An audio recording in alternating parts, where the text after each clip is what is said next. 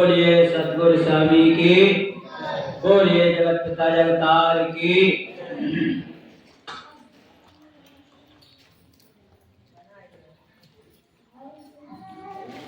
परम पिता परमात्मा हे सतगुरु जगतार, दास तुमको तेरे का सो दीजे अपना प्यार।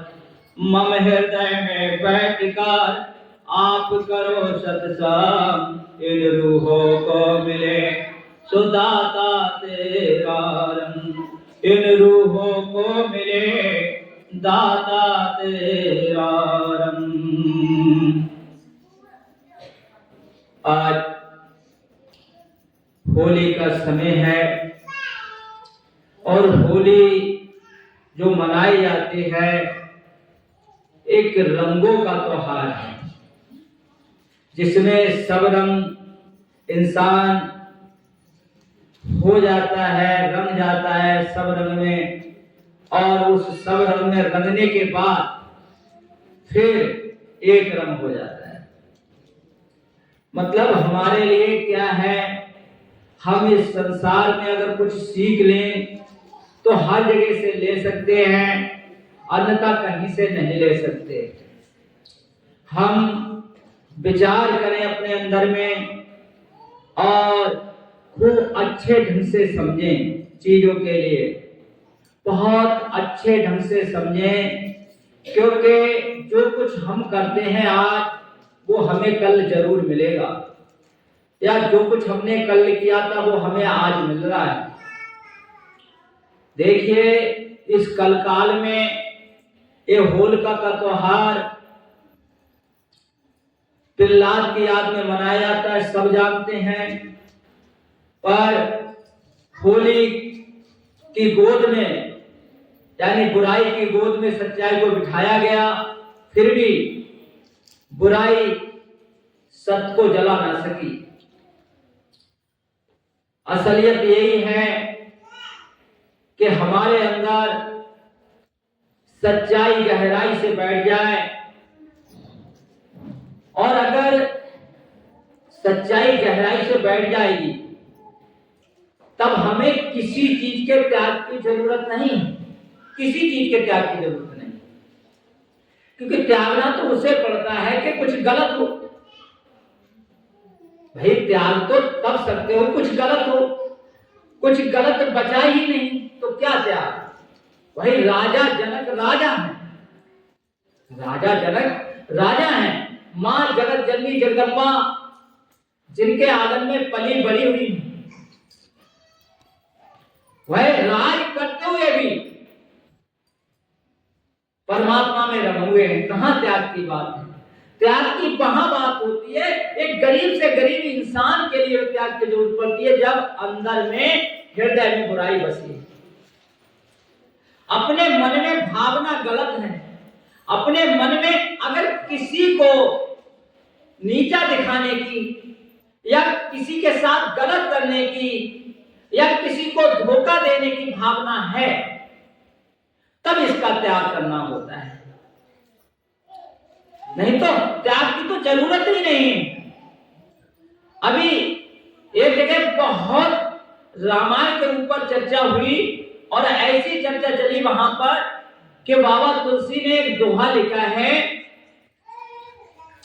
काम क्रोध मद लोभ मद प्रबल मोह की धार।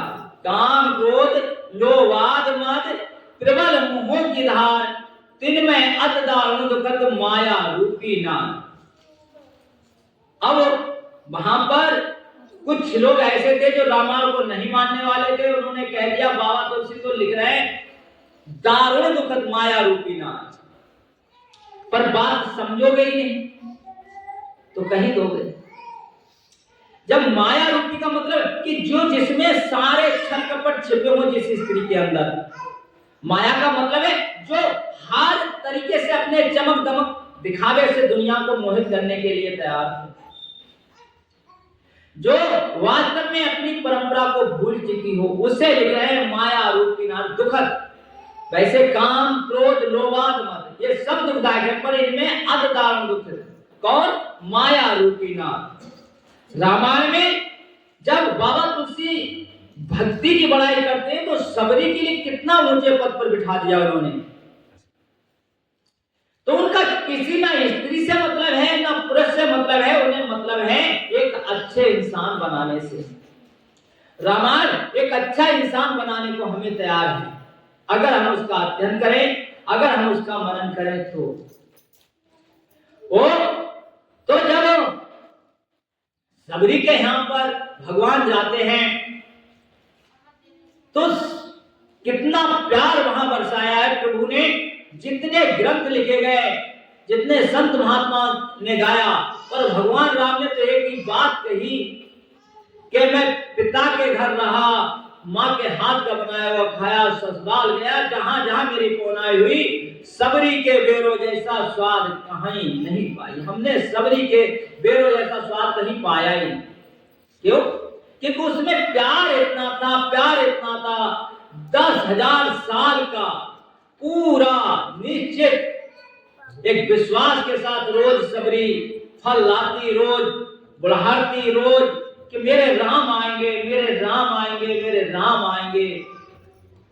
इस भक्ति भावना से अगर भरा हुआ कोई है तो फिर वो जग के कल्याण के लिए है। देखिए, एक बात खूब समझ ले हम और आप,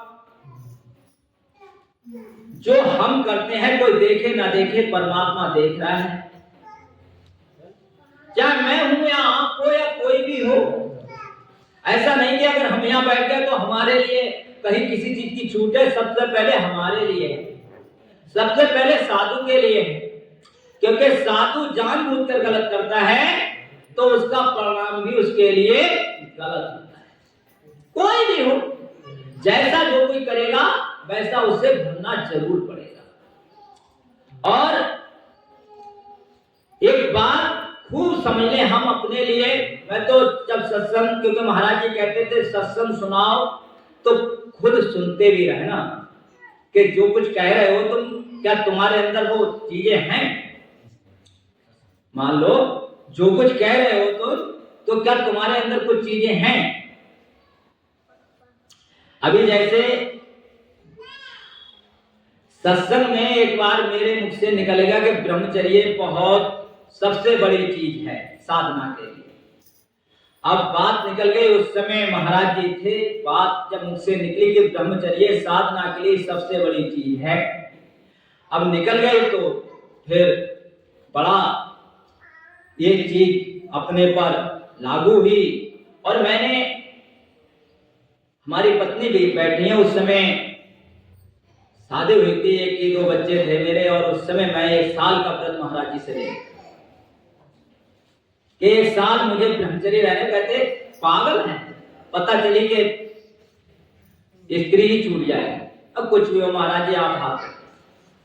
तो अगर के और वास्तव में वो 1 साल तन मन धन से जब पूरी तरीके से अंदर से बाहर से एकाग्र होकर के साधना कम करूं, वो 1 साल मेरी ऐसी थी कि जिस पर मैंने जंगलों में बैठ कर भजन किया। मेरे गांव के लोग हैं, नदी नहर के किनारे एक पीपल का वृक्ष, वहां बैठ के हम लोग भजन करते। तो कुल मिलाकर वो 1 साल की साधना मैं कह रहा हूं कि बहुत अच्छी रही। इंसान कहने से कोई बात नहीं, करो जीवन में करो। अब अगर हम यहाँ बैठे हैं तो यहाँ बैठने का एक और भी एक सिद्धांत है, और भी एक बात है कि आप इस चीज को समझो कि जो यहाँ बैठा है कहीं ना कहीं अगर वो कुछ गलत है तो भगवान राम जैसे कह रहे हैं तो मैं बरजो भय विसराई, बिल्कुल चल मत करना। अगर मेरे से कुछ गलत हो रहा है, कहीं पर भी मेरे से गलत हो रहा है, यानी कि इतने मर्यादा पुरुषोत्तम सर्वेश्वर जगदीश्वर और पूरी जनता के सामने कह रहे हैं बैठ करके, अगर अनुचित कुछ भागो भाई तो मैं बचो भय विसराई। अगर मैं कुछ गलत कहूं या कुछ गलत करूं तो मैं भय विसरा कर मुझे वहां पर रोक देना, वहां पर मुझे टोक देना। क्योंकि गलत अगर हमसे होगा तो फिर इसका परिणाम गलत ही होगा। तो ऐसे हम तो सबसे कहते हैं, अगर मान लो मेरे से कुछ गलती हो, मेरे से कुछ भी समस्या हो, तो उसके लिए आप रोक सकते हो, टोक सकते हो, क्योंकि गलती किसी से भी हो सकती है, गलती किसी से भी हो सकती है। कोई हम मर्यादा पुरुषोत्तम राम थोड़े, एक साधारण इंसान तुम्हारे जैसे, बस वहां से उठकर महाराज जी ने कह दिया कि आप सेवा करो, बोलने की सेवा। कभी बाली से बहुत पाप किया होगा, इसलिए महाराज जी ने बोलने की सेवा दे दी। भाई उद्धार तो अपनी करनी से तुम्हारा होगा, अपनी करनी से हमारा होगा। करनी तो सबको अपनी अपनी अच्छी रखनी ही होगी। कथनी की तो बात नहीं, ये करनी का भेद। यहां पर तुम्हें अपने को संभाल कर तो रखना ही पड़ेगा। और एक चीज और खूब अच्छे ढंग से हम समझे, संत मत का मतलब क्या है कि हम बिल्कुल रूखी रोटी खा करके अपना जीवन काट लें, पर किसी का दिल ना दुखाएं। एक खूब समझ लें मेरी बात को। आप लोग बैठे हैं, हमारे पिताजी लगभग 85 साल में उन्होंने शरीर छोड़ा, पर वो एक ही बात कहते थे, बेटा ईमानदारी चली गई जीवन से तो सब कुछ चला गया। ईमानदारी अगर जीवन से चली गई तो सब कुछ चला गया, कुछ भी नहीं बचा तुम्हारे जीवन में। तो इतना अपने जीवन में अपने को संभाल के रखो कि ईमानदारी होनी ही चाहिए, हर हाल में ईमानदारी रहनी ही चाहिए। क्योंकि हमारे अपने गांव सिंदरिया के लोग यहाँ बैठे हैं। हमारे यहाँ एक आदमी था जिस पर 120 बीघे जमीन थी, 120 बीघे जमीन, सबसे रही वही 20 बीघे बाग, 100 बीघे जमीन। पर जब बेईमानी दिमाग में आई, जब चीजें गलत उसके दिमाग में आई, हमारे बिल्कुल अपने अभी भी सामने, वो आदमी अभी भी होगा गांव में, तो अब नहीं रहता है, चला आया, सब जमीन जायदाद सब बिक गई, सब बिगड़ गया। क्योंकि बेईमानी कुछ दिन तक आपको उठाकर ले जाएगी, पर जब जिस दिन गिराएगी उस दिन ना तुम बचोगे, ना तुम्हारा नाम बचेगा, ना वंश बचेगा। क्योंकि ग्रंथों में कहा है ना, साध सताए 3 जन, रावण कौरव कंस, जग में ताला दे गए, जग में बचा न वंश। रावण कौरव कंस, इन्होंने साधु महात्माओं को सताया, तीनों के ताला लगा दिया ब्रह्म ने, जग में बचाना वंश। इनसे बड़ा बलात्कारी कौन होगा भाई? त्रेता में रावण, कितना बड़ा राज, द्वापर में कौरव बेहिसाब कंस, पर तीनों के ताला लग गया। क्या चीज के साधु महात्माओं की कदर खत्म हो गई और दीन दुखियों को सताना शुरू कर दिया, अपने आप को बड़ा मानने लगे।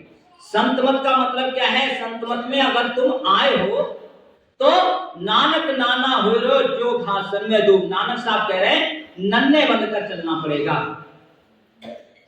अगर कभी मान मिल जाए, पद मिल जाए, सम्मान मिल जाए, कभी मिल जाए, तो अपना ना समझकर हमेशा मालिक का समझ के बरतना भैया।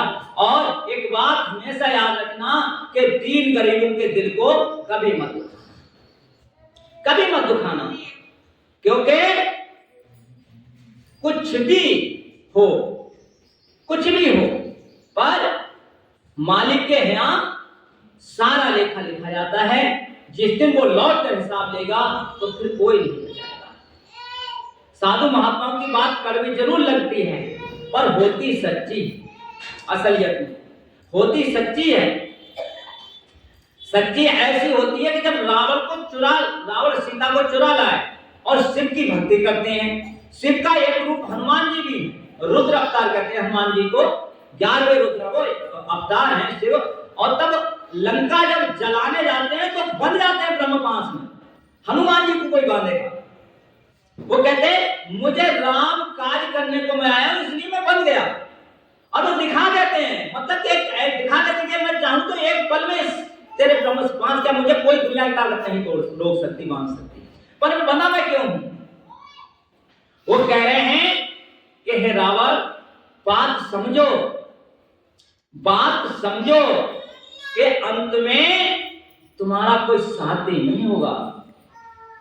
और उन्होंने तो कहा है, राम विमुखा संपद कवताई के जाए रही पाई बिन पाई, कि राम के विमुख होकर तुम जी रहे हो।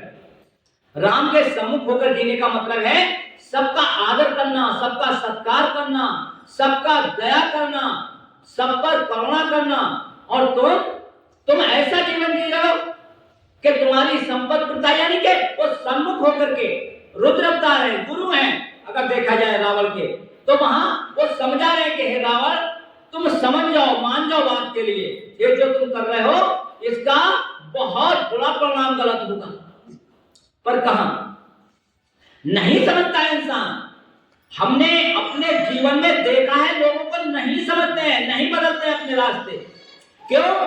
कैसे बदलेंगे भाई? क्योंकि जो कुकर्म किया है, जो कुकर्म किया है उसकी गंदगी इतनी दिल पर जम गई है, इतनी जम गई है कि रास्ता बदलने ही नहीं देते ना। इंसान मर जाएगा, गल जाएगा, आने वाली पीढ़ी दुख होगी। रामायण कह रही है, जाके पिता पात्र हुई ताकि संतत को दुख होई।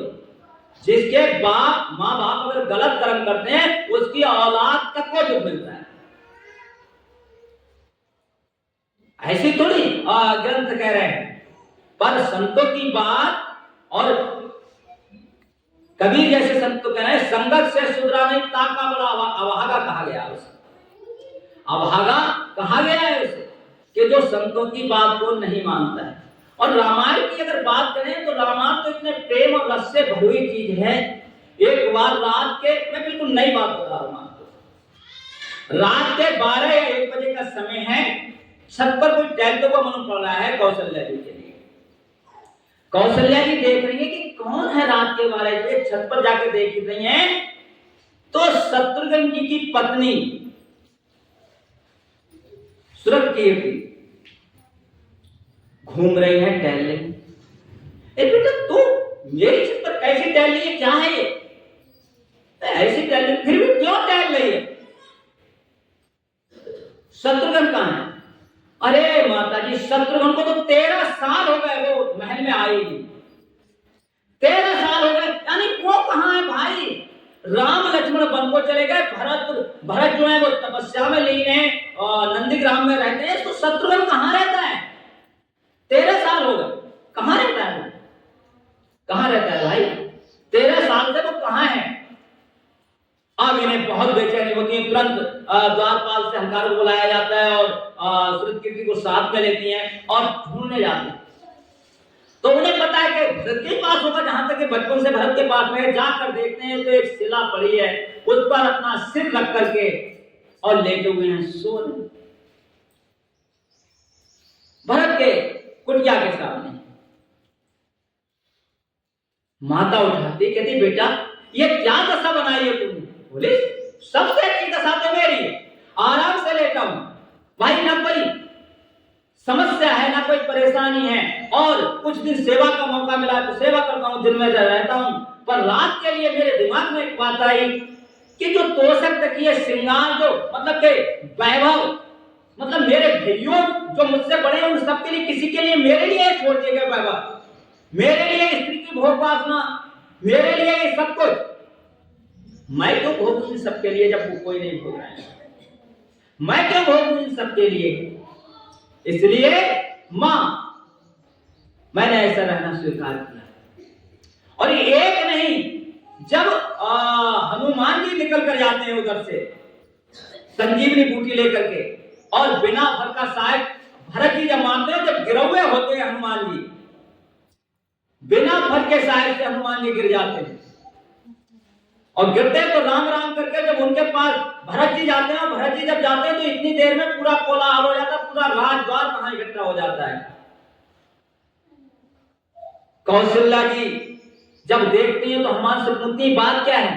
तो बात यह है कि हे मां, लक्ष्मण जी के शक्ति लग गई है। तो कौशल्या कहती है देखो, या तो लक्ष्मण को लेकर आए, ना तो राम कभी जीवन में वापस ना आए। आप देख रहे हैं प्यार और त्याग की भावना। उर्मिला कहती कैसी बात कर रहे हो आप सब लोग, कैसी बात कर रहे हो आप सब लोग। बहुत दिन से जग रहे हैं मेरे पति, मतलब 13.5 साल लगभग जगते हुए हो गए। लगातार जगने की उन्होंने प्रतिज्ञा की थी। थक गए होंगे लड़ते हुए, कुछ देर आराम कर रहे हैं। और हनुमान जी कह रहे थे राम के गोद में उनका सर है, ब्रह्म की गोद में किसका सर हो उसे काल छूगा। कौन सी जिंदगी में जी रहे हैं आप लोग, ब्रह्म के सिर में। और ऐसे ही वैसे बहुत लोग यहां आते हैं, पर 1-2 लोग ऐसे हैं जिन्हें पूरी तरीके से अपने गुरु पे विश्वास है। और गुरु के लिए गुरबानी कहती है जिसके सिर ऊपर तू स्वामी सो दुख कैसा पावे। अगर गुरु में पूर्ण विश्वास है, पूर्ण विश्वास है, तो दुनिया के सताए लोग यहां सीने से लगाए जा ना। कुछ नहीं बिगड़ेगा तेरा सतगुरु शरण जाने के बाद, कुछ नहीं बिगड़ सकता ना, कभी नहीं, कभी नहीं। बिगड़ता कब है कि जब हमारे दिल में कहीं ना कहीं बुराई और मतलब गुरु का प्यार कम होता है। तब जीवन में हम जी रहे हैं, जिंदगी हमारी चल रही है, पर वो चल कैसी रही है।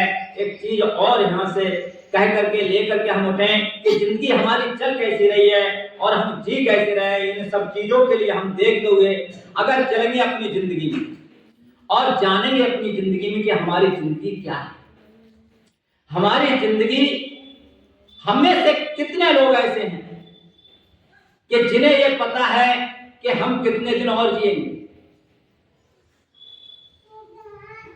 जिंदगी में किसी को तो ये पता नहीं है कि हम कितने दिन और जिएंगे, फिर भी बुराई और भलाई को हम समझकर नहीं चल पाते। जिसे ये पता चल जाए कि कल क्या पता दिन मिलेगा ना मिलेगा देखने के लिए, तो केवल इसी एक बात के लिए संतों ने, ग्रंथों ने कहा है कि कल करे सो आज कर, आज करे सो अब। कौन सी बात के लिए? कि परमपिता परमात्मा की याद के लिए, परमात्मा की याद के लिए केवल कहा गया है कि जो कल करे सो आज कर, बकाया और किसी चीज को नहीं, और किसी चीज को नहीं। बुराई तो जितनी भी हो सके उतनी टाल दे इंसान, जैसे भी हो सके, जैसे भी हो सके। समझने की बातें हैं जिंदगी में। अगर आप समझ तुम्हारी ठीक है, दिल दिमाग तुम्हारा ठीक है, परमात्मा की तुम्हारे लिए धीरे धीरे याद आ रही है, तब समझ लो तुम परमात्मा के हो।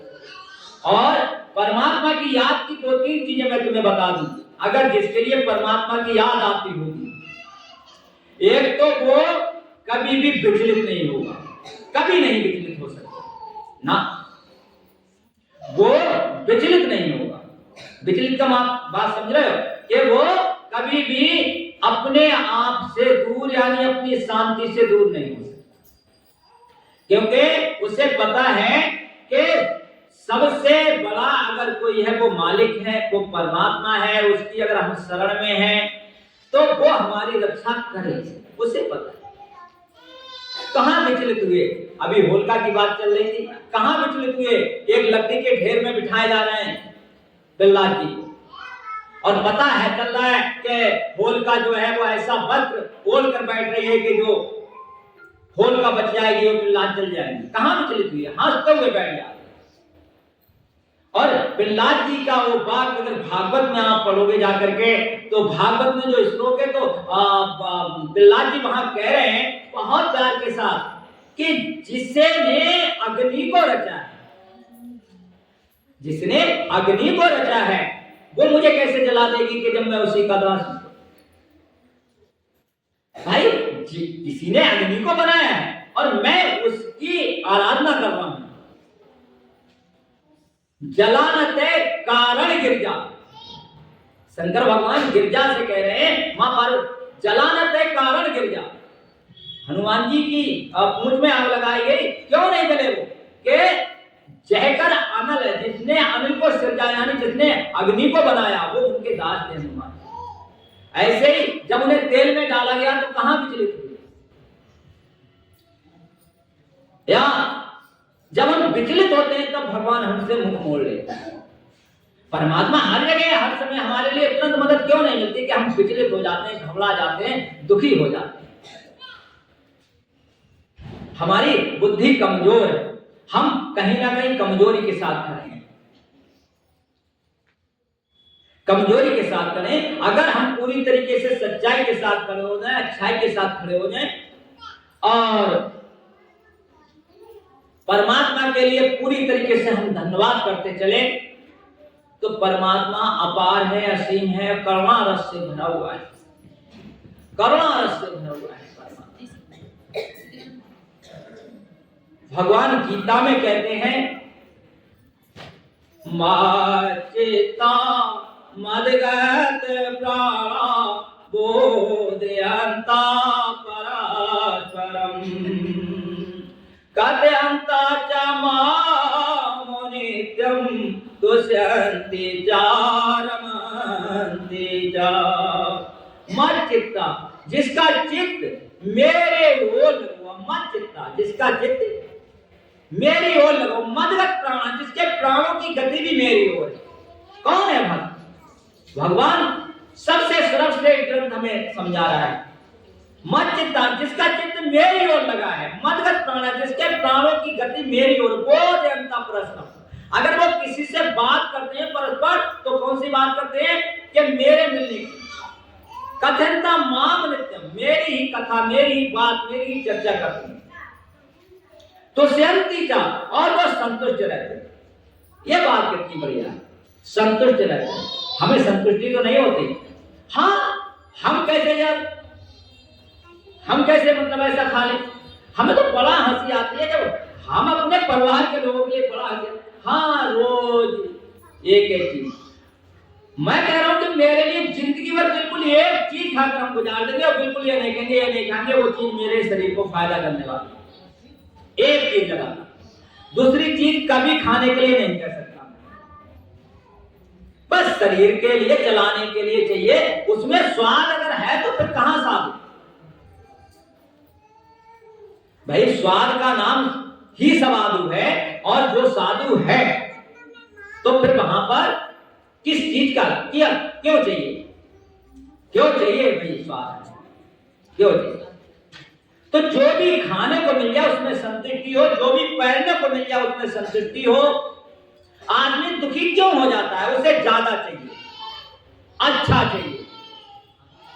क्यों दुखी हो जाता है? क्यों दुखी हो जाता है इंसान? उसे ज्यादा चाहिए, अच्छा चाहिए, और चाहिए, और अच्छा उसकी नजर में अच्छा चाहिए।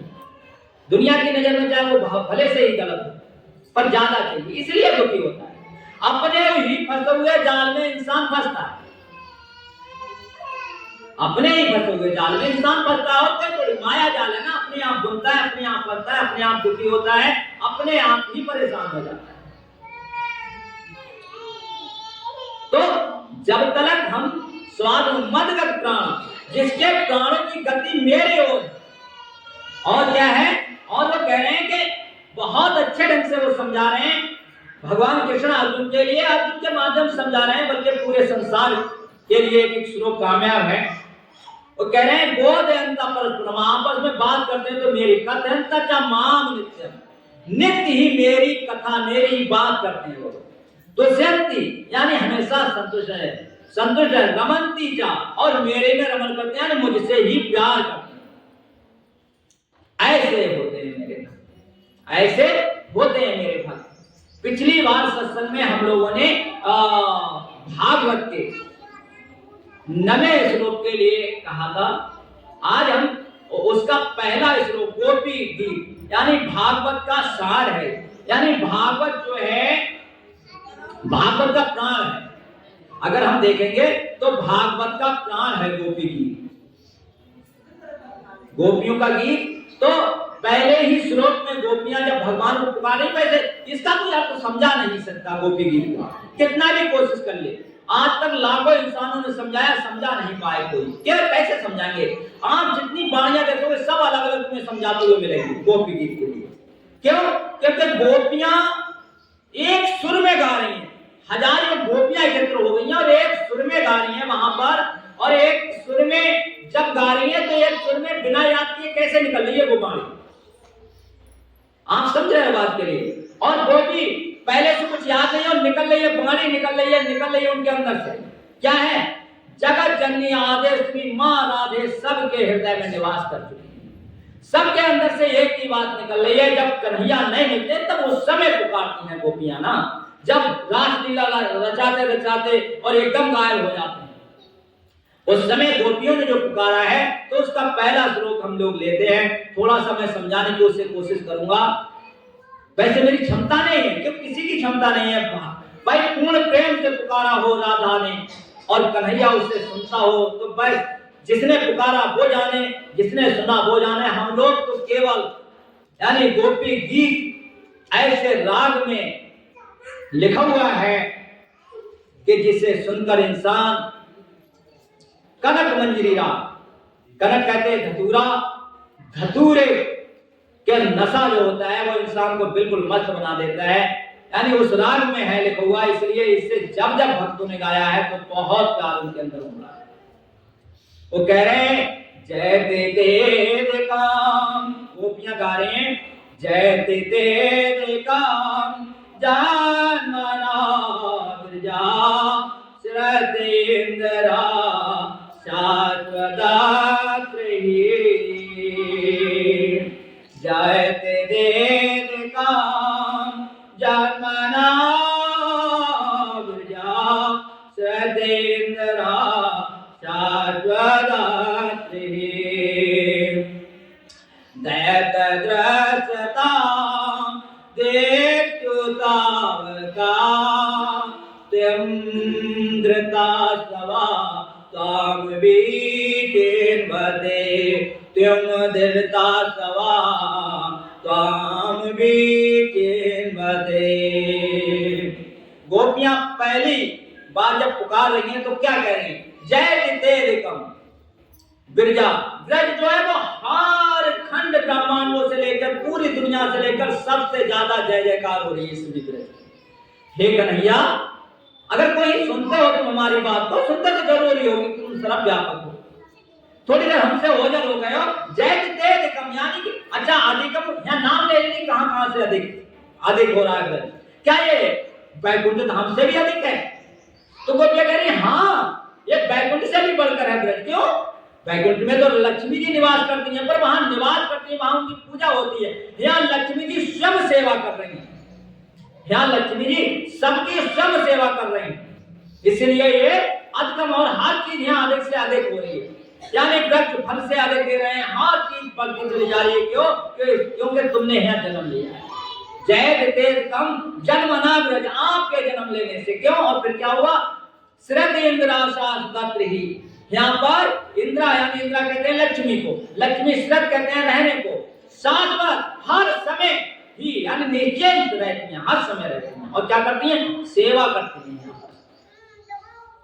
इसलिए ये, और फिर क्या हमारी आम दशा को नहीं देख रहे? दया दृश्यता, दैत कहते हैं दयालु को, दैत कहते हैं प्राण प्रीतम को।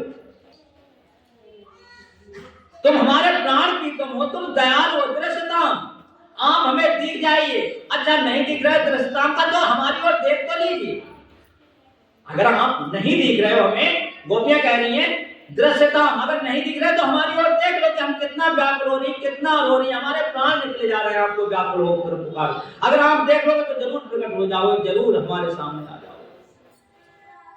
कह रही है दया दृश्यता दिक्चुताव का, हम दिक्चु का मतलब हम चारों ओर आपको देख रहे हैं, ताब का हम आपकी हैं। आपने कहा मेरी गोपियां, मेरी गोपियां, हम आपकी हैं फिर भी इतना दुखी है।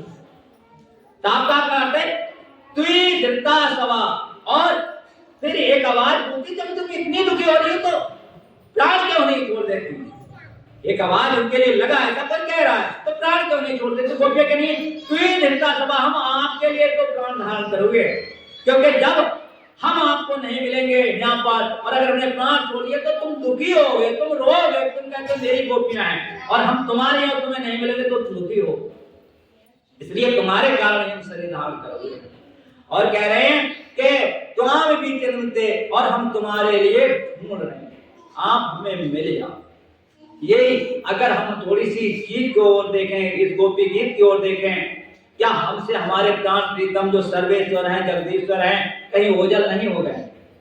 जो सबके घट में व्यापक, जो सबके हृदय में रहने वाला प्राण प्रीतम है, सबके हृदय में, सब जगह, सब घट आनंद राशि, सबके घट में वो आनंद राशि विराजमान है, फिर भी कहीं ना कहीं वो हमसे ओझल नहीं, कहीं ना कहीं हम उसे भूल नहीं गए।